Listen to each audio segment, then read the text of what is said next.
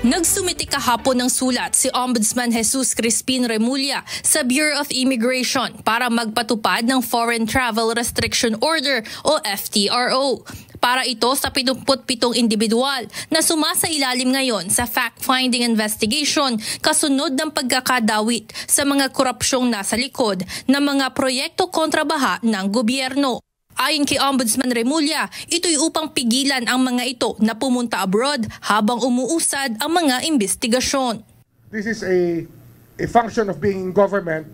It's a foreign travel restriction order.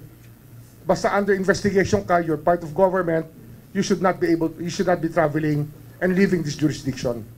Giit nito, nasa kapangyarihan ng Office of the Ombudsman na magpataw ng ganitong restriksyon at humingi ng tulong sa BI para ipatupad ito. Hindi inisa-isa ni Remulla ang papatawa ng FTRO, ngunit kasamaan niya dito ang mga dawit na senador, kongresista at iba pang government official, maging mga kontraktor at private individual na iniimbestigahan ngayon. Bukod pa ito sa whole departure order na inilabas ng Sandigan Bayan para sa mga akusado na sa mga naunang kasong naisampa na may kinalaman sa flood control anomaly. Samantala, ayaw namang magkomento ni Ombudsman Remulla sa mga video na patuloy na inilalabas ng isa sa mga matunog na pangalan sa mga anomalyang ito na si Zaldico.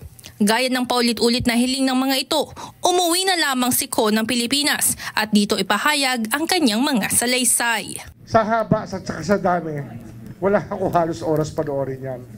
And sorry, I cannot comment on that. Umuwi na lang siya at patotohanan niya yung sinasabi niya. I think that's the best way to do it. Pagtitiyak naman ni Remulla, nakapila na ang iba pang mga kaso na isasampa sa korte habang patuloy ang pagpasok ng mga rekomendasyon mula sa Department of Public Works and Highways at Independent Commission for Infrastructure. Evan Alvarez, UNTV News and Rescue.